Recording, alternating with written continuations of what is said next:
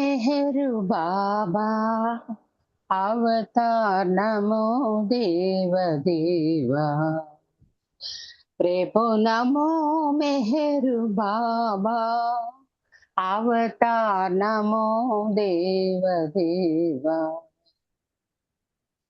అపార దివ్య కృపా సాగర అపార దివ్య కృపా సాగర సకల చరాచర జగదుద్ధార సకల చరాచర జగదుద్ధార నమో మెహరు బాబా అవతార్ నమో దేవ దేవా ప్రేమో నమో మెహరు బాబా అవతార్ నమో దేవ దేవా జోహారులివే శ్రీ మెహరు బాబా జోహారులివే శ్రీ మెహరు బాబా మహిని జనించిన మానవ రూప మహిని జనించిన మానవ రూప ఇహ పరానంద జీవనమేవా ఇహ పరానంద జీవనమేవా భవభయ భంజన పరమ పావన భవభయ భంజన పరమ పావన నమో మెహరు బాబా అవతార్ నమో దేవ దేవా ప్రేభో నమో మెహరు బాబా అవతార్ నమో దేవ దేవా అజ్ఞానాంధతంతము చేసి అజ్ఞానాంధత అంతము చేసి దివ్య విజ్ఞాన దృష్టిన సంగి దివ్య విజ్ఞాన దృష్టిన సంగి హరిషడ్వర్గము అంతరింపగా హరిషడ్వర్గము అంతరింపగా అవ్యయ మోక్షంబను గ్రహింపుము అవ్యయ మోక్షంబను గ్రహింపుము నమో మెహరు బాబా అవతార్ నమో దేవ దేవా ప్రేభో నమో మెహరు బాబా అవతార్ నమో దేవ దేవా అపార దివ్య కృపా సాగర అపార దివ్య కృపా సాగర సకల చరాచర జగదుద్ధార సకల చరాచర జగదుద్ధార నమో మెహరు బాబా అవతార్ నమో దేవ దేవా ప్రేభో నమో మెహరు బాబా అవతార్ నమో దేవ దేవా అవతార్ మెహర్ బాబా కి జై జై బాబా. థ్యాంక్ యూ అండి లక్ష్మీ సుందర్ గారు, లలితా సుందర్ గారు చక్కగా పాడి వినిపించారు. బాబాకి చక్కగా ఆహ్వానం పలుకుతూ మీకు జై బాబా, ధన్యవాదాలు. ఇప్పుడు మనము పుస్తకం చివరిలోకి వచ్చామండి. వైల్ ద వరల్డ్ స్లెప్ట్, ప్రపంచం నిద్రపోయినప్పుడు. ఇదంతా కూడా భావు కల్సరి గారు ఆయన అనుభవాలు, బాబాతో ఆయనకి గడిచిన రాత్రుల గురించి అవన్నీ మనకి చాలా వివరంగా ఇందులో వర్ణించడం జరిగింది. అయితే కొన్ని విషయాలు ఆయన స్వయంగా కూడా ఎంపీసీలో మనకి చెప్పారు.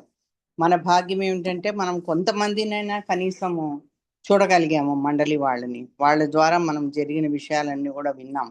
ఈరోజు ఏది చదువుతున్నా కూడా ఈ రుచి పుస్తకంలో కానీ ఇంకో పుస్తకంలో కూడా అయ్యో ఇది మనం విన్నామే, వాళ్ళ నోటి నుండి వాళ్ళు అక్కడ చెప్పారా మనకి అని అనిపిస్తుంది. ఆ రకంగా మనం కూడా చాలా అదృష్టవంతులమే.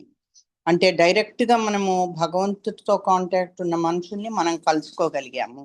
అందుకని ప్రతి ఒక్కటి కూడా బాబా చెప్పిన డిస్కోర్సెస్, గాడ్ స్పీక్సే కాకుండా ఇలాంటివన్నీ తెలుసుకుంటే కూడా ప్రతి ఒక్కటి మనకి చాలా ఆనందంగా ఉంటుంది చదువుతూ ఉంటే. అవన్నీ కూడా ఫ్రమ్ ద హార్సెస్ మౌత్ అంటారు. అంటే బాబా చెప్పింది విన్నది స్వయంగా వాళ్ళ నోటి నుంచి మనకి వచ్చినాయి. కాబట్టి ఇది వరకు ఎప్పుడో జాలదస్తూర్ గారు అన్నారు, ఏ దేవుడికి లేనంతటువంటి మాన్యుస్క్రిప్ట్స్ కానీ రికార్డింగ్స్ కానీ మన దగ్గర ఉన్నాయి. కాబట్టి ఏ ఒక్కటి అబద్ధం కాదు. ఇది షిర్డీ సాయిబాబాకి సంబంధించిన విషయాలు కూడా మన వాళ్ళ దగ్గర ఉన్నంత నోట్స్ వాళ్ళ దగ్గర లేదు. తర్వాత మనకి లిటరేచర్ చాలా ఎక్కువగా ఉంది. బాబా పుస్తకం ఒకటి తర్వాత ఒకటి చదువుకోవచ్చు. ఆ చదివిందే చదివి అదే పారాయణం చేస్తూ అటువంటి పరిస్థితి మనకి బాబా కల్పించలేదు. అందుకు నిజంగా మనం బాబాకి థ్యాంక్స్ చెప్పుకోవాలి. జై బాబాని.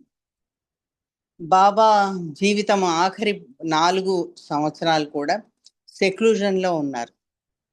అన్ని బయట వాళ్ళతో కనెక్షన్ లేకుండా, ఎవరితో ఏమి కమ్యూనికేషన్ లేకుండా, అందరినీ ఎవరైతే తన్ని ప్రేమించారో వాళ్ళందరినీ కూడా బాబా దూరంగా పెట్టారు. అసలు కమ్యూనికేషనే లేకుండా చేశారు. అయితే అందరూ కూడా బాబా ప్రేమికులు అందరూ కూడా బాబాని రిక్వెస్ట్ చేస్తూ ఉత్తరాలు రాసేవాళ్ళు ఆయన దర్శనం కోసం. అక్టోబర్ 68లో బాబా డీప్ సెక్లూజన్ లో వెళ్ళిపోయారు. ఈయన అనుకునేవాళ్ళంట భావుకల్చరి, బాబా ఎందుకు దర్శనం ఇవ్వట్లేదు ప్రేమికులకి, ఎందుకు అలా దూరంగా ఉండిపోతున్నారు, ఎందుకు పర్మిషన్ ఇవ్వట్లేదు అందరినీ తనని చూడడానికి అందరికీ. అయితే ఒకరోజు బాబా దగ్గర కూర్చుని ఉన్నాడు భావుకల్చరి. ఈ ఆలోచనలన్నీ తనకు వస్తూ ఉన్నాయి మైండ్లో. అప్పుడు బాబా సరిగ్గా అదే టైం చూసుకుని అడుగుతారు ఎప్పటికి కూడా అందరినీ, ఏంటి ఆలోచిస్తున్నావు అని అంటే, నేను ఏం ఆలోచిస్తున్నాను అనేది చెప్పాడు. ఎందుకు సెక్లూషన్లో ఇలా ఉంటున్నారు, ఎందుకు లవర్స్కి దర్శనం ఇవ్వట్లేదు అని తన ఆలోచన బాబా ముందు ఉంచాడు. బాబా అన్ని విని అన్నారు కదా, చాలా జాగ్రత్తగా వినండి ఇక్కడ. బాబా అన్ని విని అన్నారు కదా, నా వర్క్ అంతా కూడా చాలా ప్రత్యేకంగా ఉంటుంది, డిఫరెంట్. నా వర్క్ ఊర్లు అన్ని ఊర్లకి తిరిగి దర్శన్ ప్రోగ్రాం ఇవ్వడము కాదు, అందరినీ నా కాళ్ళకి మొక్కించుకోవడం అందరి చేత, అది కాదు, అది నా పని కాదు. డిస్కోర్సెస్ ఇవ్వడము, మిరాకిల్స్ చేయడము, జనాల్ని ఆకర్షించడము నా పని అసలే కాదు. నేను దానికోసం రాలేదు. నేను అందరి కోసం వచ్చాను, అందరిలో ఉన్నటువంటి అందరినీ మేల్కొల్పడానికి వచ్చాను. ఇంతకు ముందు జరిగిన సంఘటనలు చూసుకుంటే ఎప్పుడు కూడా ఇలాంటి దర్శనము మనుషులకి ఇవ్వలేదు, ప్రేమికులకి. నేను ఈ అడ్వెంట్లో అంటే ఈ అవతారంలో అన్ని దర్శనాలు కూడా ఇచ్చాను. అయినా కూడా నువ్వు ఇంకా కంప్లైంట్ చేస్తావా? నేను దర్శనం ఇచ్చింది చాలా ప్రత్యేకమైంది. ఇన్నాళ్ళు అందరికీ దర్శనం ఇచ్చాను కదా, ఇది ఇంతకు ముందు ఎప్పుడు అలా జరగలేదు, అది చాలా ప్రత్యేకమైంది అని చెప్తున్నాను.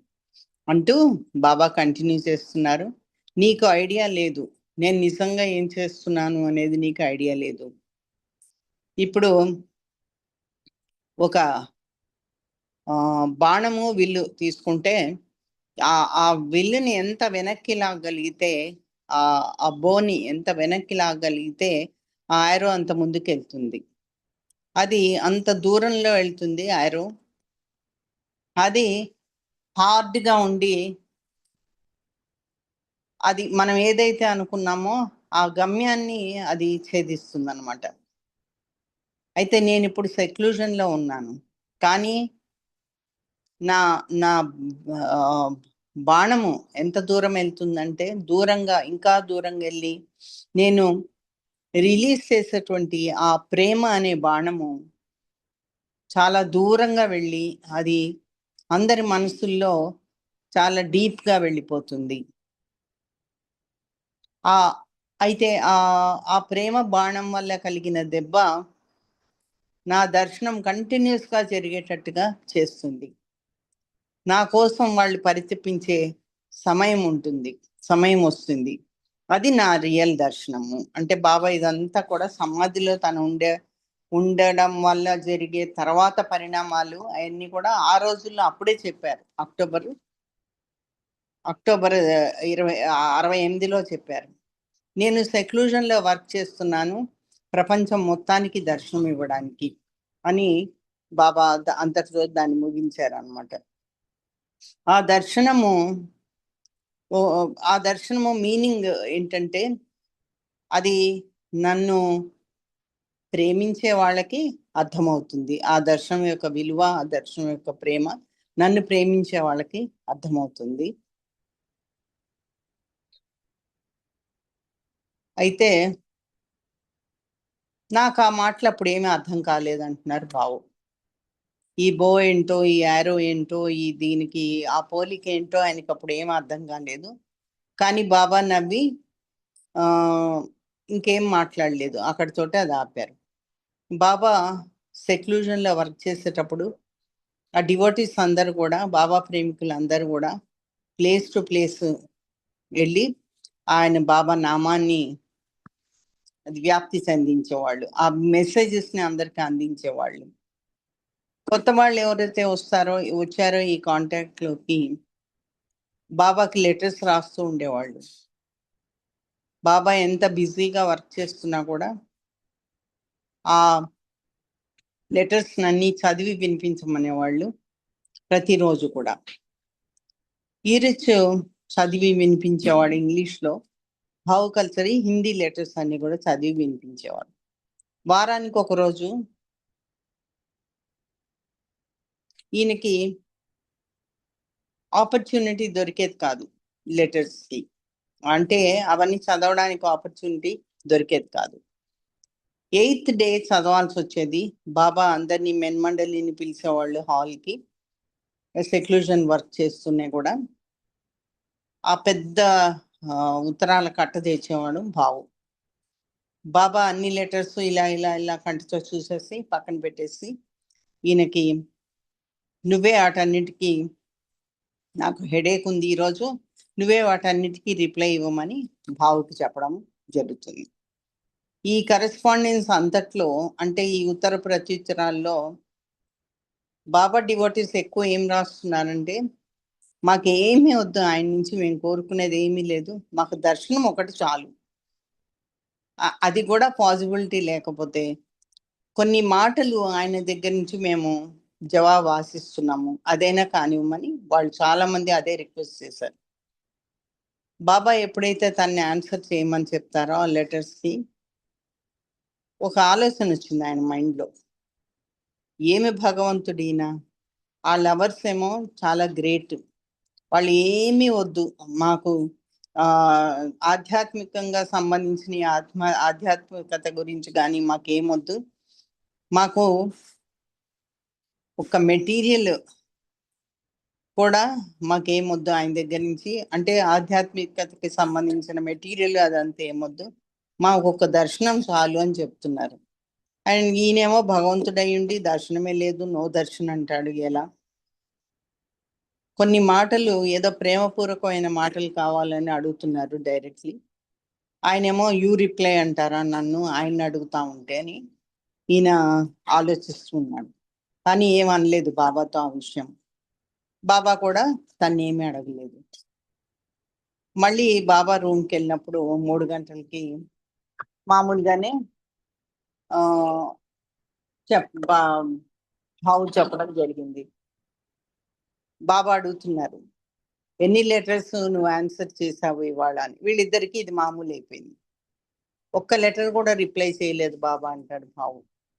అప్పుడు బాబా ఎంక్వైరీ చేస్తారు, ఎందుకు అంటే, నాకు టైం ఎక్కడుంది బాబా, నేను నీతో పాటు పొద్దున హాల్లో ఉన్నాను, తర్వాత రూమ్కి వచ్చాను, నీ వెనకే నీ రూమ్కి వచ్చాను అంటే బాబా అంటారు, అవును నువ్వు రైట్, కానీ నువ్వేమో ఆలోచిస్తున్నావు హాల్లో అది నాకు చెప్పు అంటే, ఏం లేదు బాబా ఏం ఆలోచన, నువ్వు నిజం చెప్పు ఏం ఆలోచించావని బాబా గట్టిగా డిమాండ్ చేశారు. బాబాకి చాలా కుతూహలంగా ఉంది ఏం చెప్పాడో అని తెలుసుకోవడానికి. అప్పుడు ఈయన రిపీట్ చేశాడు, ఆయనకు వచ్చిన ఆలోచనలన్నీ, ఎటువంటి భగవంతుడు ఈయన, ఇంతమంది తన్ని అడుగుతా ఉంటే, అన్ని రోజుల నుంచి అడుగుతా ఉంటే వాళ్ళు అడిగింది ఏమీ లేదు, మేము ఆధ్యాత్మికత గురించి తెలుపమని అడగట్లేదు, మేము ఇంకా వేరేది ఏం అడగట్లేదు, మేము అడిగేది ఒక దర్శనమే కదా, ఇంకేం మాకు స్పిరిచువాలిటీ గురించి కానీ దాని గురించి కానీ ఏం అడగట్లేదు కదా మేము. కానీ ఈ ఆలోచనలన్నీ వచ్చాయి కదా, అవన్నీ మొత్తం చెప్పాడు అనమాట. ఇది రిపీట్ చేసినప్పుడు మైండ్లో ఇవన్నీ పోగా నన్ను రిప్లై చేయమని అడుగుతున్నారు మీరు లెటర్స్. వాళ్ళందరూ కూడా లవర్స్ అందరు కూడా చాలా గ్రేట్, ఉట్టి దర్శనం మాత్రం అడుగుతున్నారు అని కలిగినటువంటి భావనలు మొత్తం చెప్తే, అవును నువ్వు రైట్ అంటారు బాబా. నా లవర్స్ ఎప్పటికీ గ్రేటే. అంటే నీ ఉద్దేశం ఏంటి దీన్ని బట్టి? నువ్వు ఇన్ని సంవత్సరాలు నా దగ్గర ఉన్నావు కదా, కానీ నువ్వు నేనేం చేస్తున్నానో నీకు అర్థం కావట్లేదు. నేను వాళ్ళ గురించి ఏం చేస్తున్నాను అనేది నీకు తెలీదా? నీకు అర్థం కావట్లేదు. ఇక్కడికి వచ్చి వాళ్ళు ఏం చూస్తారు? నా భౌతిక కాయాన్ని మాత్రం చూస్తారు. ఇదేమీ కాదు, this is nothing, this physical form is nothing అని చెప్తున్నారు బాబా. అంటే భావకల్సని ముందుగానే ప్రిపేర్ చేశారనమాట. తన సమాధిలోకి వెళ్తారు, అదే సమాధిలో తను ఉంచుతారు, ప్రాణం విడుస్తాను, ఇవన్నీ కూడా ముందుగానే ప్రిపేర్ చేసి ఉంచారు. ఇలా ఒక్కొక్కరికి ఒక్కొక్కటి చెప్పిన వాళ్ళన్నీ కూడా పలుకుని అప్పుడు ఆ 7 రోజులు ఏం చెయ్యాలి అనేది నిర్ణయించుకొని బాబాని ఆ సమాధిలో ఉంచడం, ఎన్ని రోజులు ఉంచాలి అన్ని కూడా తెలుసుకున్నారు. ఇలా ఒక్కొక్కటి హింట్స్ ఇచ్చారనమాట అప్పుడప్పుడు. అది సెక్లూజన్ వర్క్ చేసినటువంటి సైన్ చూపించారు బాబా. అంటే ఆ సౌమ్య ఎలా అంటే సెక్లూషన్ చేసినప్పుడు అంతా కూడా ఎంత బాధగా ఉంటుందంటే తొడ మీద బాబా పిడికిలి బిగించి కొట్టుకుని చెప్పారు, కంటిన్యూ చేశారు. ఇదేమీ కాదు, నిజంగా ఆలోచిస్తే ఇదేమీ లేదు అసలు. నేను ఇచ్చేది నువ్వు నీ కళ్ళతోటి నువ్వు చూస్తావు, తర్వాత ఏం జరుగుతుంది అనేది. నన్ను ఎవరైతే ఫిజికల్ గా చూడలేదో వాళ్ళకి ఏం జరుగుతుంది అనేది నువ్వు నీ కళ్ళతోటి నువ్వే చూస్తావు. నన్ను భౌతికంగా వాళ్ళు చూడలేదు, కానీ వాళ్ళందరూ నాతోటే ఉన్నారు. నేను వాళ్ళ కోసం వర్క్ చేస్తున్నాను, వాళ్ళందరూ కూడా ఉన్నారు, ఇక్కడ ఉన్నారు అని చెప్తున్నారు బాబా. అంటే సెక్లూజన్ టైంలో ఆయన చేసే పని ఏంటో చెప్పారు. అయితే మెహర్ బాబా బాడీ డ్రాప్ చేసిన తర్వాత జనవరి 69లో కొత్త లవర్స్ చాలా మంది వచ్చారు. బాబాని వీళ్ళందరూ ఫిజికల్ గా ఎవరు చూడలేదు. వాళ్ళు అలా బాబా దగ్గరికి రావడం జరిగింది, తండోపతండాలుగా వస్తూనే ఉన్నారు. అప్పుడు ఈయనకి అదంతా కూడా గుర్తొచ్చి ఆ ఇన్సిడెంట్ అంతా బాబా మాటలన్నీ గుర్తొచ్చినాయి. ఇప్పుడు నాకు తెలుసు ఆయన ఏ ఉద్దేశంతో అది అన్నారు. ఈ ఈ డివోటీస్, ఈ ప్రేమికులందరూ కూడా బాబాని భౌతికంగా చూడలేదు. అయితే బాబా అన్న విధంగా వాళ్ళు బాబాతో ఎల్లవేళలా బాబాతో ఉన్నారు. వాళ్ళు వాళ్ళతో బాబా వర్క్ చేస్తూ ఉన్నారు. బాబా వర్క్ నిజంగా ఆలోచిస్తే ఆయన అందరికి ఇస్తున్నారు. ఏమి ఇస్తున్నారు? మనందరం కూడా ఒకానొక సమయంలో మన హృదయంలో బాబా ఉన్నారని తెలుసుకునే విధంగా ఆయన సెక్లూజన్ లో అందరికి వర్క్ చేస్తున్నారు. అన్ని వేళలా ఆయన దగ్గర ఉండేటట్టుగా. ఈ ఒక్క సెంటెన్స్ ఇంగ్లీష్ లో బాగుందండి, చదువుతాను. Babas work was the real thing he was giving to all, so that one day we might see him in our hearts as he really is and come to him for all time. జై బాబా. ఇక్కడితోటి ఈ పుస్తకం అయిపోయిందండి. ఇంకా మనం ఒక cinema చూస్తాము, you alone exist అని. అది బాబా ఇచ్చిన మాటలన్నీ కూడా ఈయన ఒక పోయం రూపంలో రాశారు. అది మనకి పాట కూడా ఉంది. అది ఎప్పుడైనా మనకి సమయం దొరికినప్పుడు అది చదువుకోవడానికి ప్రయత్నిస్తాము. ఇప్పుడు ద రియల్ ట్రెజర్ ఇంకో 10 నిమిషాలు ఉంది మనకి. రియల్ ట్రెజర్ లో మనము కొంతవరకు చదువుకొని సాయంత్రాలు కొన్ని రోజులు చదువుకొని ఆపాము. అది ఇప్పుడు ఈ 4 రోజులు మనకి టైం దొరికినప్పుడు ఇది కంటిన్యూ చేస్తున్నాం. భగవంతుడు మోజెస్. ఈ కింద స్టోరీ శామ్ కరావాలా వాళ్ళు ఆయన చెప్తుండేవాళ్ళు ఎక్కువగా. ఆయనకి ఎనలేని సంపద ఉంది, ఈ స్టోరీస్ కి సంబంధించిన స్టోరీస్ అనే సంపద ఆయన బుర్రలో ఉంది. ఎందుకంటే ఆయన చాలా పుస్తకాలు చదువుతూ ఉండేవాళ్ళు. ఆయనేమో షిప్ లో రేడియో ఆఫీసర్ గా వర్క్ చేశారు. ఆయనకి చాలా ఫ్రీ టైం దొరికేది. అప్పుడు ఈయన పుస్తకాలన్నీ చదవడం, స్పిరిచువల్ బుక్స్ చదవడం, ఆధ్యాత్మిక సంబంధించినటువంటి పుస్తకాలు చదవడానికి ఆయన సమయం తీసుకునేవాళ్ళు. మోజెస్ ఎప్పుడు కూడా కొండ మీదకి వెళ్ళి బాబాతో మాట్లాడి వచ్చేవాడు. కొన్ని రోజులు అక్కడ ఉండి సెక్లూజన్ లో బాబాతో మాట్లాడి బాబా కాదు, అదే భగవంతుడితో మాట్లాడి కింద టౌన్ కి వచ్చేవాడు. ఈ గాడ్ మెసేజ్ టౌన్ లో అందరికీ చెప్పేవాడు. ఒక్కోసారి ఇండివిజువల్స్ అంటే వ్యక్తిగతంగా వాళ్ళు అడిగిన వాటికి కూడా జవాబులు భగవంతుడిని అడిగి తెలుసుకొని వీళ్ళకి చెప్తూ ఉండేవాడు. అయితే ఒకరోజు మోజెస్ భగవంతుడి దగ్గరికి కొండ మీదకి వెళ్ళే సమయంలో ఒక పెద్ద ముసలావిడ వస్తుంది. ఆవిడ ఈయన దగ్గరికి వచ్చి ఒక రిక్వెస్ట్ చేస్తుంది. ఏంటంటే ఒక మెసేజ్ భగవంతుడికి అందజేయమని చెప్తూ దానికి రిప్లై ఏమి ఇస్తారో అది కూడా చెప్పమని అడుగుతుంది. మోజెస్ అంటుంది కదా, నా పేరు మేరీ, నువ్వు భగవంతుడిని ఫలానా విషయం అడిగి నన్ను క్షమిస్తాడా అంటే అది ఏ విషయం అనేది ఇప్పుడే చెప్పదు. నన్ను దానికి ఆయన క్షమిస్తారా అడిగి, నేను ఒక చాలా పెద్ద తప్పు చేశాను, దాన్ని నన్ను క్షమించమని అడుగుతావా అంటే మోజెస్ సరే అలానే అడుగుతాను అని చెప్తాను.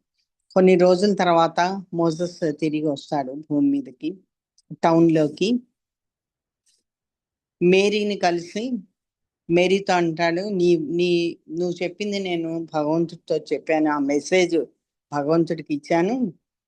నీకేం చెప్పమన్నారంటే నువ్వంటే ఆయనకి చాలా ఇష్టం, నువ్వు చాలా దగ్గర ఆయనకి, ఆయన నిన్ను చాలా ప్రేమిస్తున్నారు, నువ్వేం వరి అవ్వనవసరం లేదు దాని గురించి అని. అది విని మోజెస్ ఏం చెప్పారు, దేర్ వాజ్ అది వినంగానే మోజెస్ చెప్పింది, ఈ మొహంలో ఒకలాంటి అపనమ్మకం కనబడింది, అపనమ్మకంగా ఉంది ఆవిడ. మోజెస్తో అన్నదంట, నువ్వు మిస్టేక్ చేస్తున్నావు, ఆ మెసేజ్ నా కోసం అయి ఉండదు, అది ఇంకెవరికో అయి ఉంటుంది.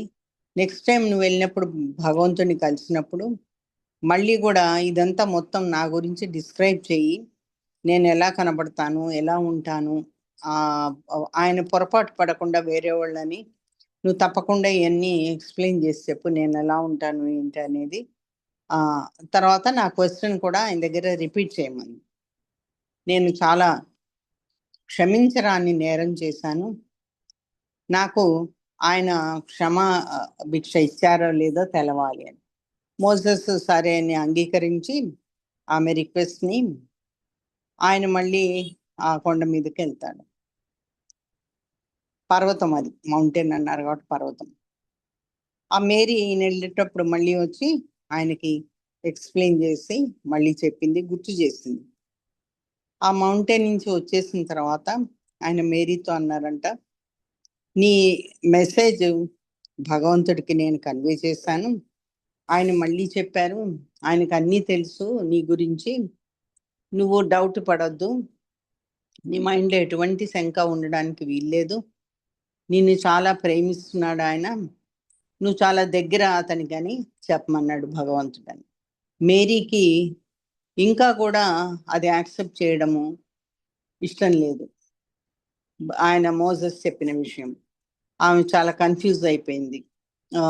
అందుకని మోజెస్కి ఆ సీక్రెట్ ఏమిటో చెప్పడానికి ఆమె ప్రయత్నించింది. ఆమె హృదయంలో ఇంతవరకు ఉన్న సీక్రెట్ నెమ్మదిగా చెప్దామని చాలా వాయిస్ తగ్గించి చాలా నెమ్మదిగా ఎవరికి వినబడకుండా మోజెస్కి చెప్పింది, నేను చాలా క్షమించరానటువంటి నేరమే చేశాను. అదేంటంటే ఇంట్లో వాళ్ళతోటి తర్వాత చుట్టాలతోటి సెక్స్ చేయడం అన్నమాట, అది ఇన్సెస్ట్ అనేది. కాబట్టి నువ్వు తెచ్చిన మెసేజ్ కరెక్ట్ కాదు, అది నా గురించి అయి ఉండదు, మళ్ళీ భగవంతుడికి చెప్పు, నేను నీతో షేర్ చేసిన విషయం క్లియర్గా చెప్పి ఆ రిప్లై నాకు వచ్చి చెప్పమంది. ఎప్పటి మాదిరిగానే మోసెస్ వెళ్ళేటప్పుడు మేరీ రిమైండ్ చేయడానికి అక్కడ ఉంది. ఆ మౌంటైన్కి వెళ్ళేటప్పుడు అక్కడ మళ్ళీ ప్రత్యక్షమై అక్కడ ఆయన ముందుకు వచ్చి మళ్ళీ ఒకసారి గుర్తు చేసింది మోసెస్కి. మోసెస్ ఈ మేరీ విషయము భగవంతుడికి ఎక్స్ప్లెయిన్ చేసి చెప్పినప్పుడు భగవంతుడికి చాలా చాలా సంతోషం తగ్గింది. భగవంతుడు ఏమాత్రం సంతోషంగా కనబడలేదు. గట్టి వాయిస్ తోటి ఆయన అన్నాడు కదా మోసెస్ తోటి, ఆమెకి ఎంత ధైర్యము, నా నేను చెప్పిన దానికి ఆమె డౌట్ పడుతుంది కదా, అపనమ్మకంగా ఉంది కదా నేను చెప్పిన దానితోటి. నేను చాలా మోస్ట్ కంపాషనేట్, చాలా దయగలవాడిని, ఆ విషయం తనకి తెలుసు, దాన్నే తను తప్పు పడుతుంది. నాకు పాస్ట్ తెలుసు, ప్రెజెంట్ తెలుసు, ఫ్యూచర్ తెలుసు. ప్రతి వాళ్ళ విషయంలో ఈ క్రియేషన్లో ఎవరెవరైతే ఈ విశ్వంలో ఉన్నారో వాళ్ళందరి గురించి నాకు తెలుసు. వెళ్ళి ఆవిడకి చెప్పు, నేను ఇంకా ఏమాత్రము, ఆమె ఏమాత్రము నాకు దగ్గర కాదు, నా దయ, ప్రేమ, అది ఆమె దాన్ని కాదనుకుంది కదా, ఎందుకంటే నా మీద డౌట్ వచ్చింది తనకి. అందుకని వెళ్ళి చెప్పు, ఇంకా I no more love her అని, no longer she is no longer dear to me, ఆమె ఏమాత్రం ఇంకా నాకు దగ్గర లేదు.